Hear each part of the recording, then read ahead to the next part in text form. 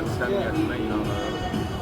Allah şahiddir ki, Allah'ın adını çəkirəmsə, yəni Seymur mənim yerimdir, dostum ona görə yox.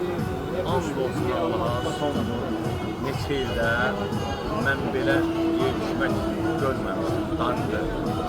Yəni buradan bütün yeməklərdən yedim, amma mənə xüsusən səbəb verir. Hələ bəlkə də axırıncə nə vaxt yemişim onu bilmirəm. Buna görə sana təşəkkürüm bildirəm.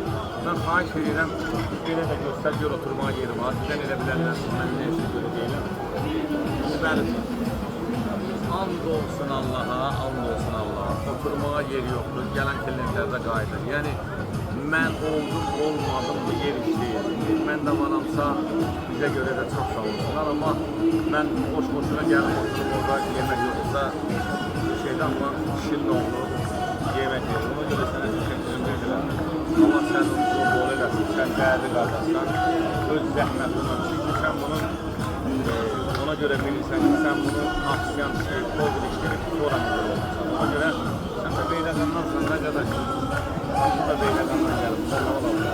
Ona görə məni istəyənlər, məni sevənlər, yəni məni görmək istəyən burada, namaz demirəm gündəlik, nə qədər boş vaxtım varsa mən buradayım.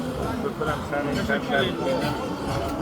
Hər şey güzel. Romaya da təşəkkürüm bildirəm ki, mənə Romadan gələn ki, bəs Seymur sən dəvət edeyim, mən də gəldim, söhbət olur, mən Seymurculuq, mən də belə bunların ilk açılışını mən eləmişəm. Amma son zamanlar təmiz güzəlikdə, yəni olmayan bir şey yox. Qiymətlə münasib, hər şey gözəl. Trafik vuruluyum. Manafaq evinin adıyla bura gələnlər yüksək səviyyədə endirim də var. O heç, o yüz var.